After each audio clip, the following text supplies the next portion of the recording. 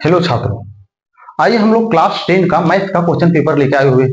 और इससे पहले जो क्वेश्चन पेपर लेके आए थे वही क्वेश्चन पेपर है। बस इसमें क्या था कि उसमें हम आप लोग को ऑब्जेक्टिव और 2 नंबर का क्वेश्चन का सॉल्यूशन दिए थे। आज हम लोग 3 नंबर का क्वेश्चन का सॉल्यूशन आप लोग को देने जा रहे हैं। ये क्वेश्चन जो हम आप लोग को बताने जा रहे हैं, ये आगामी जो आप लोग के पास जो बोर्ड परीक्षा होने वाली है उसके लिए बहुत ही इंपॉर्टेंट क्वेश्चन है, क्योंकि आप इसके आधार पर अपने तैयारी को और मजबूत कर सकते हैं। आइए हम लोग देखते हैं इसका क्वेश्चन पेपर में किस टाइप का क्वेश्चन दिया हुआ और क्या है। तो हम आप लोग को जो बताने जा रहे हैं सेक्शन सी का क्वेश्चन है, और इसमें से कुल प्रश्नों की जो संख्या होगी वो 8 होगी। कितनी होगी? 8 होगी। और उनमें से आपको सेलेक्ट करके क्या करनी है? 6 प्रश्नों का ही उत्तर देनी है। इस बात को ध्यान में रखिएगा कि जो प्रश्न आपको अच्छी तरीके से आता हो उन्हीं प्रश्नों को चूज करके उसी प्रश्नों को सेलेक्ट कीजिएगा और उन्हीं प्रश्नों को आपको बनानी है। इससे क्या होगा कि आपका आंसर सही आएगा, आप सही तरीके से बनाइएगा तो उसे नंबर कटने की चांस बहुत कम हो जाती है। आइए हम लोग देखते हैं सेक्शन सी का प्रश्न देखते हैं। तो इस सेक्शन सी में जो प्रश्न दिया गया है वो देखिएगा। तो इसमें से सेक्शन सी का जो पहला क्वेश्चन है, क्वेश्चन नंबर 9 जो है वो देखिएगा। तो लिखा हुआ है कि यदि द्विघात समीकरण 2x² प्लस kx प्लस 3 बराबर 0 के मूल्य बराबर हो तो k का मान ज्ञात करें। ये सभी प्रश्न जो हम पढ़ रहे हैं, ये क्वेश्चन आपका स्क्रीन पर भी आएगा, इस बात को ध्यान में रखिएगा। तो क्या है क्वेश्चन, फिर से एक बार दोबारा पढ़ देते हैं। लिखा हुआ है कि यदि द्विघात समीकरण 2x² प्लस kx प्लस 3 बराबर 0 के मूल्य बराबर है तो k का मान ज्ञात कीजिए। चलिए अब हम लोग इस प्रश्न को सोल्व करते हैं। ये कौन सा है? ये सेक्शन सी है। ये सेक्शन सी का है और कितना नंबर का है? ये 3 अंक का है। कितना अंक का है? 3 अंक का प्रश्न है। चलिए अब हम लोग देखते हैं क्वेश्चन नंबर 9। सबसे पहले जो दिया, सबसे पहले हम लोग उसको लिख लेते हैं। तो हम लोग के पास जो दिया हुआ है वो क्या दिया हुआ है? तो दिया हुआ है 2x² प्लस kx प्लस 3 बराबर 0। क्योंकि ये द्विघात समीकरण से दिया गया क्वेश्चन है, इसलिए हम लोग लिखेंगे जहां a बराबर 2, b बराबर k और c बराबर 3। हम लोग क्या करेंगे? d निकालेंगे। इसका क्या करना है? d निकालना। d बराबर फॉर्मूला का, तो d बराबर होता है b² माइनस 4ac। ये फॉर्मूला होता है। हम लोग सबसे पहले इससे हम लोग निकाल लिए। अब हम लोग क्या करेंगे? d का अगर मान निकालना है तो b का मान कितना दिया? k दिया, तो हम लिखेंगे k का स्क्वायर, क्योंकि b पर मेरा स्क्वायर दिया हुआ है। ठीक है, माइनस 4, a का मान कितना? 2 तो 2 देंगे, और c का मान कितना दिया हुआ है? 3 तो 3 लिखेंगे। अगर हम इसको सोल्व करते हैं, है ना, तो हो जाएगा k² माइनस 4 दूना 8 और 8 दिया 24 हो जाएगा। इतना हो जाएगा। अब हम लोग को प्रश्न में क्या बोला है? सो देखिएगा, प्रश्न में बोला है कि जो द्विघात समीकरण जो दिया उसका मूल्य बराबर है। उसका मूल्य क्या है? बराबर है। तो लिखेंगे चूंकि द्विघात समीकरण के मूल्य बराबर हो तो, अब बताइए, अगर द्विघात समीकरण का मूल्य बराबर होता है तो उसका फॉर्मूला क्या? वो क्या होता है? वो होता है d बराबर 0। ये होता है उसका कंडीशन। क्या होता है? d बराबर 0 होता है। ध्यान दीजिएगा आप लोग, d बराबर क्या होता है? 0 होता है। तो d बराबर 0, d का मान अभी हम लोग निकाल चुके। d का मान कितना निकाले? k² minus 24। अब बराबर इधर क्या है? 0। बार बार बता रहे हैं कि अगर किसी भी द्विघात समीकरण का अगर मूल्य बराबर बता दे तो उसका क्या होता है? कंडीशन क्या होता है? फॉर्मूला क्या है? d बराबर इसका होता है 0। d बराबर क्या होता है? 0 होता है। यही कंडीशन होता है इसका। ठीक है, तो क्योंकि मूल्य बराबर बता दे इसलिए d बराबर 0 हो गया। अब d का मान 0 हो गया, तो d का मान हम लोग के पास दिया था। d का मान कितना दिया हुआ था? d का मान दिया हुआ k² माइनस 24 दिया हुआ। ठीक है, हम लोग 24 को बराबर के इधर ले आएंगे, तो ये माइनस में अगर ये तरफ आ जाएगा क्या हो जाएगा? प्लस में हो जाएगा। तो k का स्क्वायर बराबर हो जाएगा 24। कितना हो जाएगा? 24 हो जाएगा। यहां तक समझ में आ गया आप लोगों को? हम लोग इस स्क्वायर को बराबर के ए साइड ले आएंगे। स्क्वायर जब ए साइड आ जाएगा तो स्क्वायर जब भी बराबर के दूसरे साइड जाएगा तो क्या कर देगा? जो भी अंक रहेगा या लेटर रहेगा उसको क्या करेगा? उसके ऊपर में रूट डाल देगा। तो हम लोग लिखेंगे के बराबर, क्योंकि ये ए साइड आ गया तो इसको डाल देगा, रूट डाल देगा, और लिखेंगे 24। लेकिन रूट जो होता है वो हमेशा प्लस और माइनस दोनों रखता है, तो हम इसके सामने लगा देंगे प्लस और क्या लगा देंगे? माइनस लगा देंगे। यहां तक समझ में आ गया आप लोगों को? चलिए अब हम लोग आगे इसको सॉल्व करते हैं। तो प्लस माइनस लिखेंगे। 24 का अगर वर्गमूल निकालते हैं क्या होगा? देखिए 24 का अगर वर्गमूल निकालते हैं तो देखिए इसका गुणनखंड सबसे पहले करना पड़ेगा। तो लिखेंगे 2 से हो जाएगा 12, फिर 2 से अगर हम लोग करते हो जाएगा 6, अगर 2 से करते हो जाएगा 3 और फिर 3 से करते तो हो जाता 3। इस तरह से इसका दो दो का इसका जोड़ा लग जाएगा, तो जोड़ा जो लगता है हम लोग जानते हैं वो बाहर निकल जाता है, जिसका जोड़ा नहीं लगेगा वो अंदर रहेगा, तो ये होगा 3 गुणा 6, तो रूट के अंदर हो जाएगा कितना हो जाएगा 6 हो जाएगा। तो इस तरह से क्या हो जाएगा, यही इसका आंसर हो जाएगा। नीचे हम लोग लिख देंगे अतः के बराबर प्लस माइनस 2√6, ये क्या हो जाएगा आंसर हो जाएगा मेरा। आप लोगों को समझ में आ गया। चलिए हम लोग क्वेश्चन नंबर 9 बनाए। अब हम लोग क्वेश्चन नंबर 10 बनाते हैं। हम आप लोग को बार बार बता रहे जितने भी छात्र झारखंड बोर्ड के स्टूडेंट हैं उनके लिए ये सभी के सभी क्वेश्चन बहुत ही इंपॉर्टेंट है, इसलिए इसको आप ध्यान से देखिए, ठीक है। ये सेक्शन हम सी का हम आप लोग को बता रहे हैं। चलिए अब हम लोग क्वेश्चन नंबर देखते हैं 10वां। क्वेश्चन नंबर 10 में क्या दिया हुआ है सो देख लेते हैं। क्वेश्चन नंबर 10 में दिया हुआ है कि यदि खंभे की ऊंचाई 60 मीटर तथा इसकी छाया की लंबाई 20√3 मीटर है तो खंभे के शिखर का उन्नयन कोण क्या होगा। हम लोग को ये क्वेश्चन दिया हुआ है। चलिए सबसे पहले इसको क्लीन कर लेते हैं, उसके बाद इस क्वेश्चन को दोबारा बनाते हैं। चलिए क्वेश्चन नंबर हम लोग 10 जो दिया हुआ उसको हम लोग सोल्व करते हैं, ठीक है।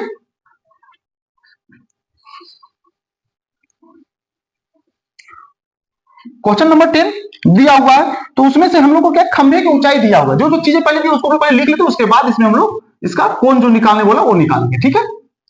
क्योंकि ये कौन सा एक्सरसाइज दिया गया, तो एक्सरसाइज 9.1 से यानी चैप्टर 9 का है, ठीक है, जिसको ऊंचाई और दूरी बोलते हैं, उसी चैप्टर से ये प्रश्न दिया गया है। तो जो दिया गया है सबसे पहले उसमें खंभे की ऊंचाई, खंभे की ऊंचाई इसमें दिया गया है। खंभे की ऊंचाई कितना दिया है, तो खंभे की ऊंचाई इसमें दिया हुआ है 60 मीटर। कितना दिया हुआ है 60 मीटर। चलिए ठीक है। उसके बाद छाया की लंबाई,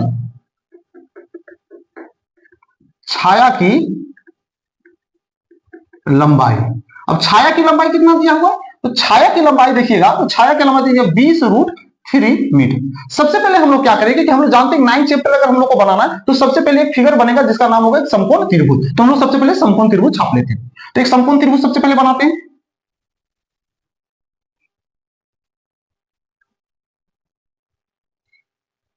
ये क्या है, एक समकोण त्रिभुज है। तो समकोण त्रिभुज है तो इसका नामकरण करते हैं, इसको करते हैं ए, ये हो गया मेरा बी और ये मेरा क्या हो गया सी। इस बात को ध्यान में रखिएगा, खंभे की ऊंचाई, तो खंभा की ऊंचाई अब ये हो गया, तो इसका मतलब कि हम लोग के पास ए बी दिया हुआ है। ए बी कितना दे दिया हुआ है 60 मीटर।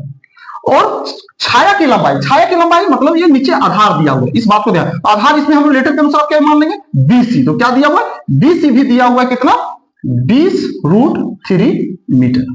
हम लोग को निकालने क्या बोला, हम लोग को निकालने बोला है खंभे के शिखर का उन्नयन कोण, यानी हम लोग को निकालने बोला है कोण निकालने बोला है। क्या निकालने बोला है कोण, यानी हम लोग को थीटा निकालने बोला। इसमें थीटा नहीं दिया हुआ है।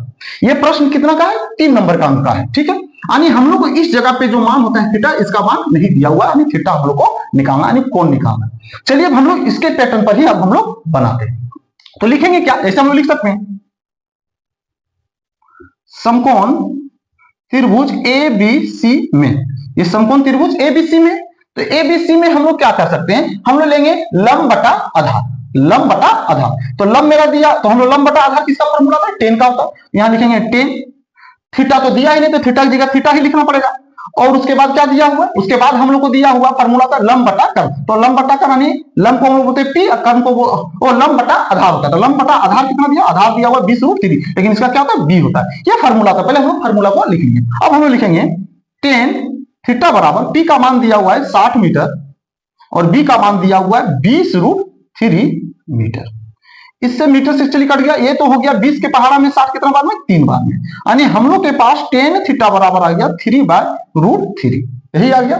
हम लोग क्या कर सकते हैं कि इसको हम लोग काटना चाहेंगे काट सकते हैं। कैसे काटेंगे तो देखिएगा, या तो इसका हर का परमीकरण कर दीजिए या तो इसी को हम लोग काट सकते हैं। कैसे काटेंगे तो देखिएगा, इस 3 को हम लोग इस तरह से लिख सकते हैं। कैसे तो देखिएगा 10 थीटा बराबर √3 इंटू √3, 2 बार हम लोग इसको लिख सकते हैं, है ना। और नीचे क्या दिया हुआ है √3 दिया हुआ है, √3 से √3 कट जाएगा। अब हम लोग के पास क्या बच गया 10 थीटा बराबर कितना बच गया √3। अब बताइए 10 में √3 कितना का मान होता है, ध्यान दीजिएगा 10 में √3 कितना का मान होता है। तो हम लोग सभी को जान रहे हैं कि कितना का मान होता है, ये होता है 60 डिग्री का मान होता है। तो इसका जो आंसर हो जाएगा वो क्या हो जाएगा 60 डिग्री हो जाएगा, यही इसका आंसर हो जाएगा। बात सबको समझ में आ गया। तो इस तरह से इस जगह का जो मान निकलेगा वो कितना डिग्री निकलेगा, 60 डिग्री निकलेगा। कितना डिग्री निकलेगा, 60 डिग्री निकलेगा। तो इस तरह से क्वेश्चन नंबर 10वां कंप्लीट होता। अब हम लोग देखेंगे क्वेश्चन नंबर 11। ये सेक्शन सी का है, क्वेश्चन नंबर 10वां। अब हम लोग क्वेश्चन सी का ही क्वेश्चन नंबर 11 देखेंगे। चलिए देखते हैं। चलिए अब हम लोग प्रश्न नंबर 11 देखें। प्रश्न नंबर 11 में क्या दिया हुआ है कि यदि DE समांतर AC और DF समांतर AE तो सिद्ध करें कि BF बाय FE बराबर BE बाय EC। ये हम लोग को त्रिभुज से यानी 6 चैप्टर से क्वेश्चन दिया गया है, इसको हम लोग प्रूफ करते हैं। ठीक है, अगर आप थेल्स पर में जानते हैं तो ये प्रश्न बहुत आसानी से सिद्ध हो जाएगा। चलिए अब हम लोग सबसे पहले दो चीजें दिया उसको हम लोग लिख लेते हैं। तो सबसे पहले क्या है, तो सबसे पहले इसमें हम लोग लिखेंगे दिया है, लेकिन दिया हुआ से लिखने से पहले सबसे पहले इसका जो फिगर दिया उस फिगर को छाप लेते हैं। तो फिगर क्या है देखिएगा, फिगर किस तरह बना हुआ है वो देख लीजिए।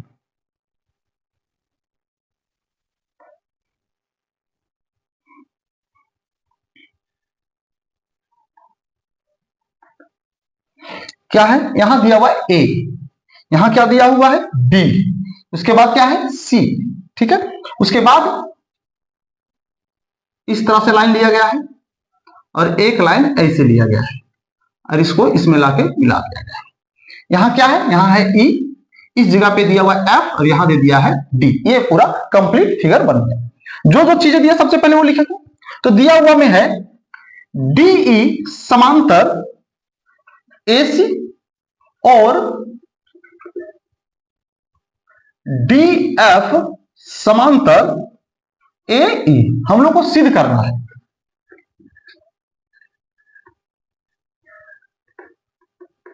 सिद्ध करना है। हम लोग को क्या सिद्ध करना है, सिद्ध करना है BF बाय FE बराबर BE बाय EC। ये हम लोग को सिद्ध करना है। अब हम लोग आ जाते हैं प्रमाण में। आप लोग को थोड़ा सा इसका कॉन्सेप्ट जो बताने जा रहे हैं उस कॉन्सेप्ट को समझिएगा तो बहुत आसान लगेगा आप लोग को ज्यामिति बनाने में। ठीक है, चलिए अब हम लोग इस कॉन्सेप्ट को सबसे पहले समझते हैं। सबसे पहले समझने का तरीका क्या तो समझिए, क्योंकि ये क्वेश्चन थेल्स पर में से, तो जब थेल्स पर में से क्वेश्चन हो तो सबसे पहले हम लोग को यह देखना है कि उस त्रिभुज में कोई ना कोई दो, उसमें से तीन भुजा में से कोई एक भुजा समांतर होगा, है ना, उसमें कोई भी एक भुजा समांतर होगा। अब तीन भुजा में से कोई एक भुजा समांतर होगा तब हम उसको थेल्स पर में पर बना सकते हैं। चलिए अब आप इस बात को अगर नहीं समझ पा रहे होंगे तो हम आप लोगों को यहां हम समझाते हैं और उसके आधार पर हम लोग बनाने का कोशिश करेंगे। ठीक है, सबसे पहले लिखा हुआ है डीई समांतर एसी, डीई समांतर एसी। इस पर सबसे पहले हम लोग देखेंगे डीई समांतर बीसी है को। तो डीई समांतर एसी क्या है, डी समांतर एसी, डीई समांतर एसी। ये फिगर दिया हुआ। अब देखिए यहां से हम लोग को समझ में नहीं आएगा, तो देखिए हम थोड़ा सा इसका फिगर अलग से हम लोग अब बनाते हैं। जैसे एक फिगर इस तरह से बना लीजिए, पहले इसको रफ करना बहुत जरूरी है। अगर आप रफ करके बनाते हैं तो आपका प्रश्न जो है वो हमेशा ज्यामिति का बन जाया करेगा। इस बात को ध्यान में रखिएगा। यहाँ क्या है, ए है, यहाँ सी है और यहाँ क्या दिया हुआ है, बी दिया हुआ है। ठीक, फिगर अगर पूरा कंप्लीट कर लिया जाए तो इस तरह से बना हुआ है। अगर देखिएगा फिगर पूरा कंप्लीट करके अगर बनाते हैं ऐसे दिया हुआ है, यहां दिया हुआ है ई, यहां दिया हुआ है डी और यहां क्या दे दिया है एफ दिया हुआ है। समझिएगा, हम लोग को बोला है कि डी समांतर एसी, तो डीई समांतर एसी। अब देखिए जो जो लाइन के बारे में बोला गया समांतर उसको रहने देंगे और जिसके जिसके बारे में नहीं बोला उसको हटा देते। तो डीई समांतर एसी है तो ये लाइन और ये लाइन तो रहेगा, ये लाइन नहीं रहेगा। बस किसके लिए, जब इस पर हम लोग इस समांतर पर बनाएंगे तब। अब ये जब नहीं रहेगा तो ये सब नहीं रहेगा। अब देखिए एक कैसा त्रिभुज बन गया, तो एक त्रिभुज बन गया है ए बी सी, एक त्रिभुज बन गया जिसका एक भुजा किसके समांतर है, डीई समांतर है एसी, डी समांतर क्या है एसी। तो ये त्रिभुज हो गया। तो देखिएगा अगर इस तरह से हम रफ कर करके बनाएंगे तो हम लोग को त्रिभुज का भी पता चल जाएगा और हम लोग ये समझ भी जाएंगे कि कैसे बनाना है। चलिए ठीक है, तो यहां तक हो गया। सबसे पहले त्रिभुज लिखेंगे, तो क्या करेंगे, लिखेंगे त्रिभुज ए बी सी। अब त्रिभुज किसी तरह से भी लिख सकते हैं, हम लोग लिख सकते हैं B A C, C A B या सी बी ए, जैसे मर्जी वैसे लिखिए, कोई दिक्कत नहीं। हम लिख रहे हैं ए बी सी, त्रिभुज ए बी सी में पहले सबसे पहले ये लिखेंगे। सबसे पहले समांतर दिया हुआ, ये क्या दिया हुआ है, समांतर लिखेंगे डीई समांतर ए सी। ये क्या है, दिया है, तो हम लोग क्या लिखेंगे, दिया है। चलिए यहां तक समझ में आ गया सभी को। अब हम लोग क्या देखें, ध्यान दीजिएगा, थेल्स प्रमेय पर कभी भी त्रिभुज को बनाएंगे तो तभी बनेगा जब भुजाएं समांतर होगी, तभी हम लोग भुजा को क्या करेंगे, अनुपातिक लिख सकते हैं। और अगर भुजा अनुपातिक दिया हो तो समांतर भी हम लोग लिखेंगे। यानी लिख सकते हैं, ठीक है। यानी समांतर है तो अनुपातिक होगा और अनुपातिक है तो समांतर होगा, ये चीज ध्यान में रखिएगा। चलिए अब हम लोग इस पर देखते हैं। सबसे पहले अब ये चीजें अगर हम लोग लिखे दिए तो हम लोग क्या करेंगे, भुजा को बटा में लिख सकते हैं। अनुपातिक का मतलब बटा में लिख सकते हैं भुजा को, लेकिन थेल्स फॉर्मे रूल के अनुसार सबसे पहले हम लोग लेंगे कैसे, तो सबसे पहले सिद्ध करने वाला से पता ये करेंगे कि भुजा को लिया किस तरह से। सबसे पहले देखते हैं बी एफ बाय एफ ही, तो बी एफ इसमें है ही नहीं, क्योंकि हटा दिए ना, यहाँ मेन फिगर में है लेकिन यहाँ तो नहीं है। तो हम चलिए ये इसका मतलब ये अनुपातिक जो लिखा है भुजा को इससे भी नहीं लिया है, मतलब ये फिगर इसके लिए नहीं। अब हम लोग देखेंगे इसको बीई बटा ईसी, देखिएगा बीई बटा ईसी, मतलब ये त्रिभुज जो है इसके लिए काम कर रहा है। अब इसके लिए काम क्यों नहीं कर रहा था, इसलिए नहीं काम कर रहा था क्योंकि इसमें एफ है तो यहाँ एफ नहीं है, इसलिए ऐसा नहीं कि त्रिभुज काम नहीं करेगा, लेकिन इसमें एफ की आवश्यकता थी तो यहाँ एफ नहीं था, इसलिए इसके लिए ये त्रिभुज नहीं है। ये त्रिभुज किसके लिए, इसके लिए, क्योंकि इसमें बी ई सी तो इसमें सब चीज मौजूद है, इसलिए। अब हम लोग क्या करेंगे, भुजा को लिया कैसे सो समझना है। भुजा को लिया है आधा आधा करके, देखिएगा बी बटा ई सी, तो ई सी मतलब इसका मतलब क्या समझ पा रहे कि आधा फिर आधा लिया, हम लोग लेंगे बी ई बटा, देखिए बी बटा ई सी बराबर, अगर इधर चलिए अभी साइड से कर लेंगे, क्या लेंगे बी डी बटा डी ये कैसा कैसे लिए, तो भुजा जो बटा में लिखे किस रूल से लिखे, थेल्स फॉर्मे से लिखे, किससे लिखे, थेल्स फॉर्मे से, थेल्स फॉर्मे द्वारा या थेल्स फॉर्मे से। चलिए से ही लिख देते हैं, थेल्स फॉर्मे से। ये हो गया समीकरण 1 हो गया, इक्वेशन 1 हो गया। यहां तक समझ में आ गया सबको। अब हम लोग आ जाते हैं दूसरा नंबर का। चलिए दूसरा आप देखते हैं, अब लिखेंगे अब हम लोग कौन सा त्रिभुज लेंगे वो देखते हैं। अब हम लोग लिखेंगे डी एफ समांतर ए, डी एफ समांतर ए। अब डी एफ समांतर ए कौन सा है, देखिएगा डी एफ समांतर ए, इस तरह का त्रिभुज है, इधर का नहीं लेंगे ये नहीं लेंगे। अगर इसी को हम लोग पूरा कंप्लीट कर देते हैं, समझिएगा इसी को पूरा क्या करते हैं, कंप्लीट कर देते हैं, तो ये सब चीजें जो कीजिएगा रफ में कीजिएगा, ये भी ध्यान में रखिएगा। तो अगर हम लोग कंप्लीट कर देते हैं, पूरा मिला दिए, अब हम लोग को बोला है कि डी एफ समांतर ए ई, तो ये भुजा नहीं होगा क्योंकि इससे जरूरत नहीं, ये और ये समांतर, ये भी नहीं होगा, तो इसको हटा देते हैं। अब देखिए इसको अगर हटा दिए तो अब देखिए किस तरह का त्रिभुज बन गया, इस टाइप का त्रिभुज बन गया। अब इस त्रिभुज का नाम क्या होगा, ए बी ई, तो लिखेंगे त्रिभुज ए बी ई में इसका समांतर क्या दिया हुआ, डी एफ समांतर ए, तो लिखेंगे डी एफ समांतर ए ई, ये क्या है, दिया है, यहां हो गया। अब हम लोग क्या करें, भुजा अनुपातिक लिखेंगे। हम लोग तो सीख चुके हैं कि भुजा को क्या किया, आधा आधा करके लेना, तो इसमें हम लोग लिखेंगे बी एफ बटा एफ ई बराबर, इधर से लिखेंगे बी डी बटा में हो जाएगा डी ए, भी लिखेंगे थेल्स फॉर्मे से।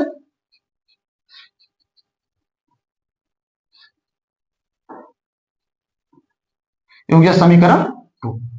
अब देखिए समीकरण 1 और 2 से, समीकरण 1 और 2 से देखिएगा क्या क्या मिल जा रहा है।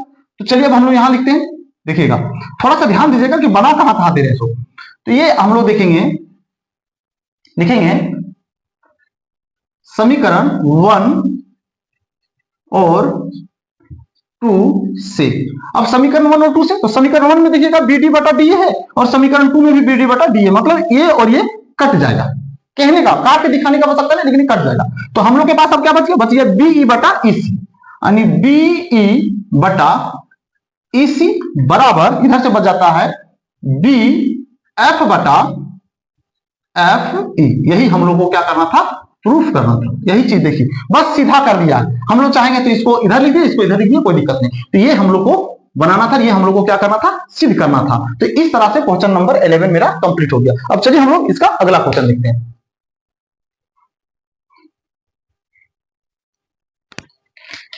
चलिए अब हम लोग क्वेश्चन नंबर 12 देखते हैं, यानी 12 नंबर देखते हैं, यानी सेक्शन सी का क्वेश्चन नंबर 12 देखते हैं। 12 में क्या दिया हुआ है, तो देखिएगा लिखा हुआ है ए, यानी ए हम लोग को दिया हुआ है 7.2, यानी निर्देशांक ज्यामिति से एक्सरसाइज 7.2 से प्रश्न है। प्रश्न क्या है कि ए -6 और 10 और बी 3-8 को जोड़ने वाले रेखाखंड को बिंदु P -4 और 6 किस अनुपात में विभाजित करती है, यानी हम लोग को इसमें अनुपात निकालने बोला है। चलिए हम लोग इस प्रश्न को सोल्व करते हैं, ठीक है। इस प्रश्न को हम लोग सबसे पहले क्या करेंगे, सोल्व करेंगे।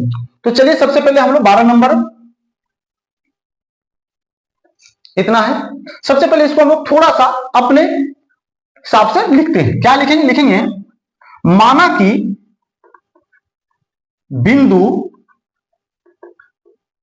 बिंदु P क्या दिया हुआ? तो P जो दिया हुआ है वो दिया हुआ है -4 और 6 तथा बिंदुओं A क्या है? तो A दिया हुआ है -6, 10 और B दिया हुआ है 3, -8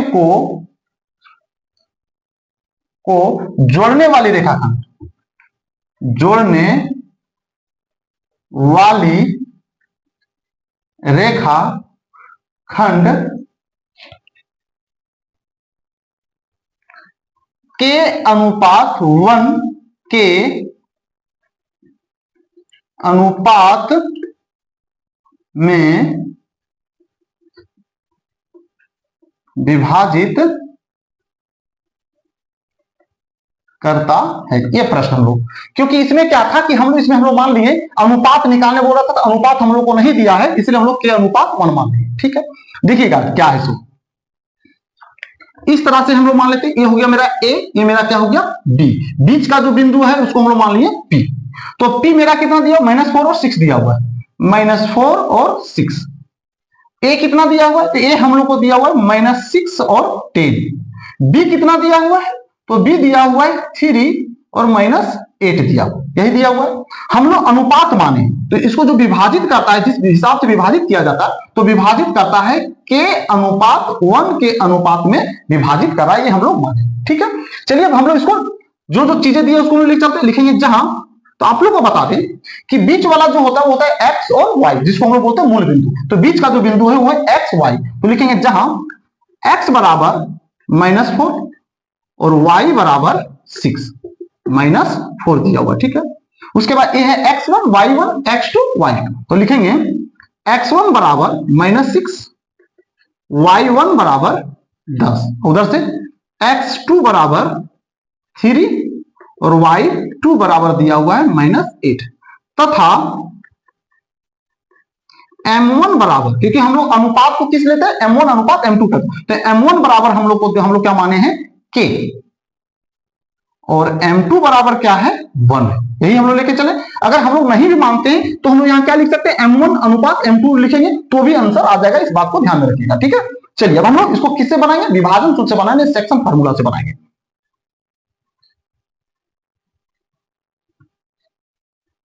विभाजन सूत्र से, इसी को हम लोग क्या बोलते हैं? सेक्शन फार्मूला बोलते हैं। ये क्या है? Section formula. तो हम लोग सेक्शन फार्मूला से इसको बनाएंगे। सेक्शन फार्मूला क्या होता है? तो होता है x बराबर m1 x2 बटा m2 x1 bye m1 plus m2। इसी तरह से होता है y बराबर m1 y2 plus m2 y1 bye m1 plus m2।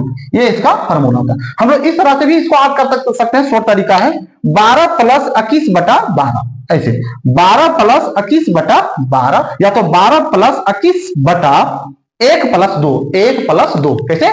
12 plus 21 बटा 1 प्लस 2, 1 प्लस 2, ये हो गया 1, ये हो गया 2। इसी तरह इसमें याद रख सकते, बस एक इसको याद कर लेते हैं। तो ये भी फार्मूला सेम है, सिर्फ क्या है कि इसमें जहां x है वहां क्या लिखा हो? y लिखा हो। फार्मूला तो दोनों में सेम है, सिर्फ लेटर चेंज हो गया, क्योंकि m1 m2 रहेगा, सिर्फ x के जगह क्या हो जाएगा? y हो जाएगा। लेकिन हम लोग को अनुपात निकालने बोला, चलिए अनुपात निकालते हैं। अब जो जो मान दिया हुआ उस मान को हम लोग क्या करेंगे? लिखेंगे। तो x बराबर दिया हुआ है, देखिएगा, तो m1 कितना दिया हुआ? k।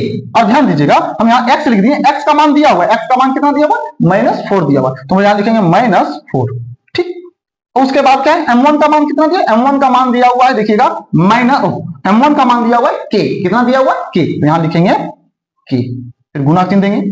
x2 का मान कितना दिया हुआ है? x2 का मान दिया हुआ है 3, यहां लिख देंगे 3, फिर प्लस का साइन देंगे क्योंकि यहां प्लस दिया हुआ है। फिर m2, तो m2 कितना दिया हुआ है? m2 दिया हुआ है 1, तो यहां हम लोग लिखेंगे 1, इंटू उसके बाद क्या है x1, x1 का मान कितना दिया हुआ, तो x1 का मान देखिएगा दिया हुआ -6, तो हम लोग लिखेंगे -6 बाय, उसके बाद m1 का मान है k और m2 का मान है 1, यही दिया हुआ है।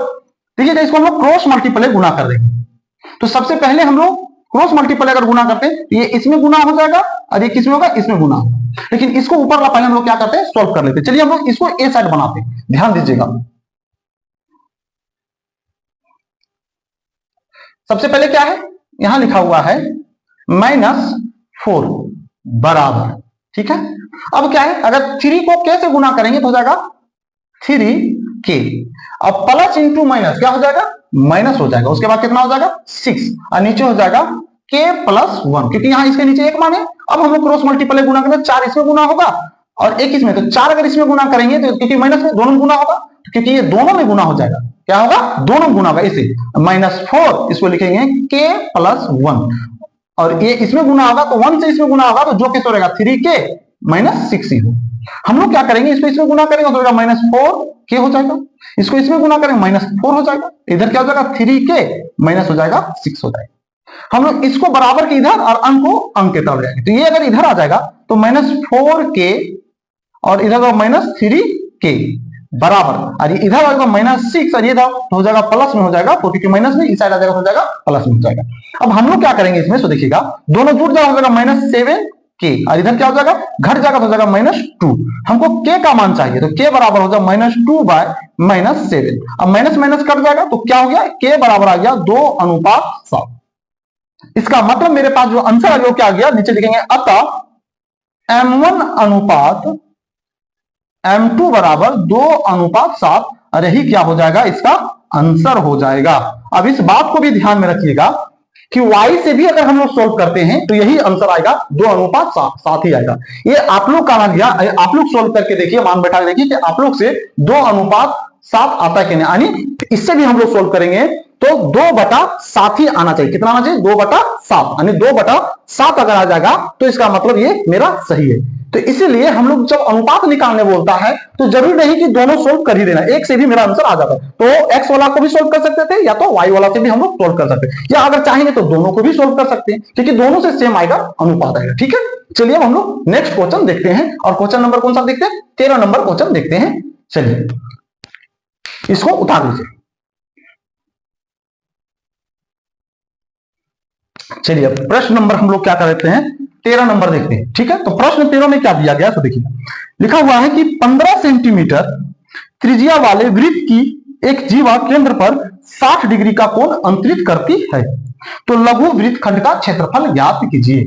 हम लोग को क्या बोल रहा है, लघु वृत्तखंड का क्षेत्रफल निकालने बोल रहा है। ये किस चैप्टर से दिया गया, तो ये चैप्टर 11 से है। किससे है, 11 चैप्टर से दिया गया है ना, तो उससे प्रश्न दिया गया है। चलिए हम उस प्रश्न को अब सॉल्व करते हैं। तो प्रश्न जो जो चीजें दिया है सबसे पहले उसको हम लोग लिखेंगे। ठीक है, तो ये है प्रश्न नंबर 13 है।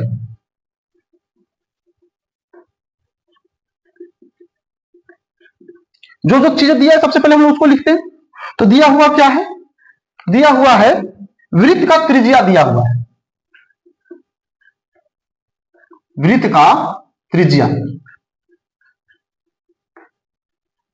r बराबर दे दिया हुआ है 15 सेंटीमीटर। ठीक है, उसके बाद हम लोग को कोण दिया हुआ, इसमें कोण दिया हुआ नहीं, थीटा बराबर कितना दे दिया है, तो थीटा बराबर दिया हुआ है 60 डिग्री। कितना दिया हुआ है, 60 डिग्री। हम लोग को निकालना क्या बोला है, हम लोग को निकालने बोला है लघु वृत्तखंड का क्षेत्रफल, लघु वृत्तखंड का क्षेत्रफल। तो लिखेंगे लघु वृत्तखंड का क्षेत्रफल बराबर, तो क्या होता है इसका फार्मूला, तो लघु का मतलब होता है छोटा, तो इसका फार्मूला होता है, ध्यान दीजिएगा, theta by 360 degree pi r square minus 1/2 r square sine theta, ये होता है इसका फार्मूला होता है। इस फार्मूला पे हम लोग को क्या करना है, बनाना है। ठीक, चलिए हम इस फार्मूला पर हम लोग बनाते हैं। तो इस फार्मूला पर बनाएंगे तो थीटा का मान कितना दिया, 60 डिग्री, हम लोग लिखेंगे 60 डिग्री बाय 360 डिग्री।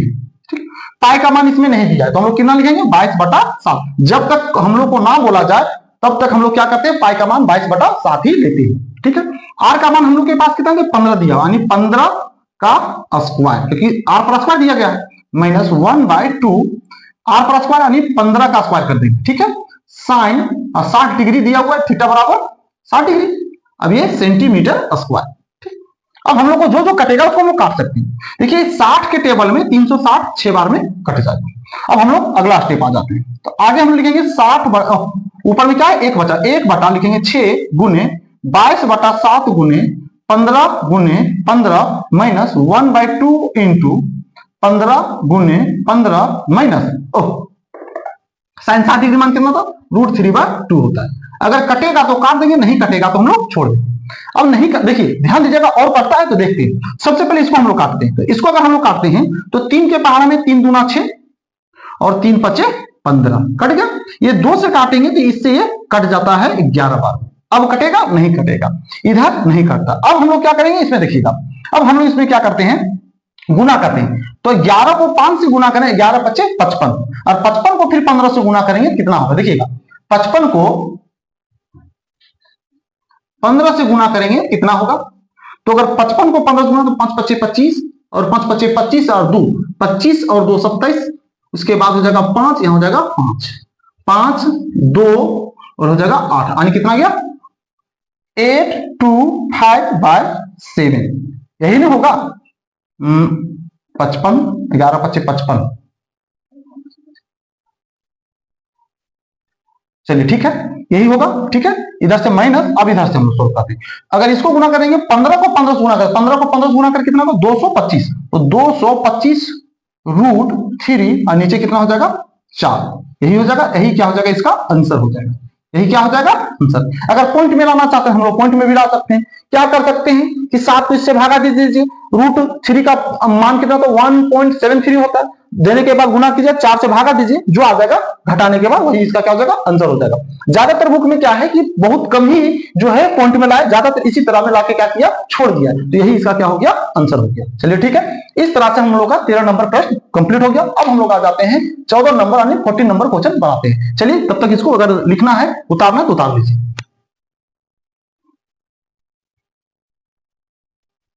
चलिए अब प्रश्न नंबर हम लोग 14 देखते हैं। प्रश्न नंबर 14 में क्या लिखा हुआ है कि अच्छी प्रकार से फेंटी गई 52 पत्तों की गड्डी में से एक कार्ड निकाला जाता है। इसकी क्या प्रायिकता होगी कि निकाला गया कार्ड इक्का होगा इक्का नहीं होगा। प्रश्न यही बहुत आसान सा है। ये प्रायिकता यानी प्रोबेबिलिटी से क्वेश्चन है, ठीक है। अगर आप लोग ताश के बारे में जानते होंगे तो बहुत अच्छी तरीके से इसको बना लीजिएगा। बहुत सारे छात्र जो ऐसे हैं जो ताश की नहीं जानकारी नहीं है, तो ऐसा आप लोग को बता दें कि आप लोग को इसकी जानकारी अगर सही तरीके से अगर हो तो इस तरह का प्रश्न बहुत ही इजी होता है, बहुत आसानी से बना लीजिएगा। लेकिन अगर कोई नहीं भी जानते तो भी ये प्रश्न हम आप लोग को बताएंगे, क्योंकि इसका ऐसा तरीका बताएंगे कि आप बहुत आसानी से इसको बना लीजिएगा। चलिए हम इस प्रश्न को देखते हैं। तो इस प्रश्न को हम लोग पढ़ लिए, तो इसमें से आप लोग समझिएगा कि इसमें पत्तों की कुल संख्या जो दिया गया है वो कितना दिया गया है 52। तो उसको हम लोग क्या बोलते हैं, उसको हम लोग बोलते हैं टीएस। तो टी एस बराबर हम लोग के पास कितना है 52 यानी 52। क्योंकि आप लोग को बता दें कि ताश की गड्डी में टोटल 52 पत्ता ही होता है, जिसमें 4 इक्का है ना, 4 दुगी, 4 तिग्गी, 4 चौगा, 4 पंजा, 4 छक्का, 4 सत्ता, 4 अट्ठा, है ना। इस तरह से करके लगभग कहां तक होता है के तक होता है यानी किंग तक होता है, ठीक है।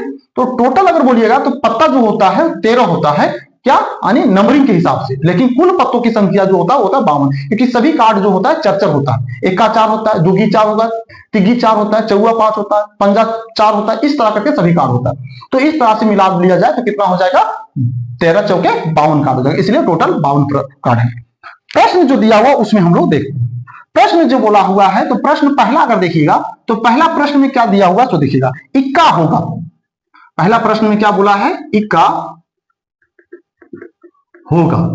तो प्रोबेबिलिटी ऑफ इवेंट यही है कि इक्का आने की, है ना। तो पी ई बराबर इसका मतलब होता है प्रोबेबिलिटी ऑफ इवेंट यानी घटना, माने क्या घटना घटने वाला है। तो हम लोग को जो घटना घटने के लिए बोल रहा है वो बोल रहा है कि इक्का होगा। तो बताइए 52 कार्ड में इक्का कितना होता होगा 4 होता है। अभी हम क्या बताओ प्रत्येक कार्ड होता है चर्चा होता है, तो इक्का कितना रहेगा 4। तो ये हो गया प्रोबेबिलिटी ऑफ इवेंट कितना हो गया 4 हो गया। अब हम लोग को निकालने बोला इक्का का, तो लिखेंगे इसीलिए पीई इक्का हो, टीई इक्का हो बराबर लिखेंगे PE बाय PS, ये फार्मूला होता है, ध्यान में रखिएगा, ये फार्मूला है। ये क्या है? फार्मूला। सिर्फ इस बीच में हम लोग जिसका निकालना है वो हम लोग लिख दिए। अब हम लोग लिखेंगे PE का मान कितना दिया हो? 4 दिया हो, तो यहां लिखेंगे 4। PS का मान कितना दिया? PS का मान दिया 52, तो यहां हम लोग लिखेंगे 52 यानी 52। कटेगा तो काट देंगे, 4 से कट जाए कितना बार में? तो 4 से कटेगा 13 बार में, ठीक है। तो इस तरह से इसका आंसर कितना आ गया? इसका आंसर आ गया 1/13, यही हो गया इसका आंसर हो गया। ये आपका पहला का हो गया। दूसरा में इसमें क्या पूछा है तो देखिएगा, इसी का दूसरा नंबर है, यानी बी दिया हुआ है। बी क्या दिया हुआ? तो बी दिया हुआ है इक्का नहीं होगा, इक्का नहीं होगा। अब बताइए इक्का के गुण नहीं इसमें, तो probability of event equal to, यानी इक्का इसमें के नहीं, तो 4 को इक्का होता है, 52 कार्ड में 4 इक्का होता है, तो कितना इक्का नहीं होगा? तो 48 को इक्का नहीं होगा, क्योंकि अलग 4 ही को नहीं इक्का रहेगा, तो 4 ही इक्का रहेगा। 4 इक्का अगर हम निकाल लेते हैं तो मेरे पास बचेगा टोटल कितना कार्ड? जितना बचेगा 48 कार्ड, और 48 कार्ड जो बचेगा उसमें इक्का नहीं होगा। तो हम लोग इसको इस तरह से लिख सकते हैं 52 - 4। 4 इसलिए कि 52 कार्ड में 4 को इक्का को निकाल देते हैं, जो निकल जाएगा वो क्या होगा? इक्का नहीं वाला कार्ड होगा, इक्का नहीं वाला कार्ड होगा। तो इसमें हम लोग क्या करते हैं, ये हो जाएगा 48 हो जाएगा। कितना हो जाएगा? 48। अब हम लोग लिखेंगे इसीलिए PE इक्का नहीं हो, इक्का नहीं हो बराबर PE बाय PS, ये फार्मूला हो गया, ठीक है। इसको हम लोग क्या किया? फार्मूला कंप्लीट बना दिया, ठीक है। अब इसके ऊपर हम लोग बनाते हैं तो क्या हो जाएगा? PE का मान कितना दिया हुआ है? 48, 48 दिया हुआ है, और PS का मान कितना दिया हुआ? 52। कटेगा तो काट सकते हैं, तो हम लोग क्या कर सकते हैं? 4 के पहाड़ से कटेगा, जिस पार्ट टेबल से कटेगा, या तो थोड़ा थोड़ा करेगा, तो पहले इसको आधा करेंगे हो जाएगा 24, इसका आधा करेंगे कितना हो जाएगा? 26, इसका आधा करेंगे हो जाएगा 13, और इसका आधा करेंगे हो जाएगा 12। अब कटेगा? नहीं कटेगा, तो इसका आंसर क्या हो जाएगा? 12/13। कितना हो जाएगा? 12/13, यही इसका हो जाएगा आंसर। आप लोग को समझ में आ गया? तो इस तरह से मेरा 14 नंबर प्रश्न कंप्लीट हो गया। अब हम लोग आ जाते हैं इसका नेक्स्ट क्वेश्चन को बनाते हैं, ठीक है। अगर किन्हीं को इसको लिखना है तो आप लिख सकते हैं।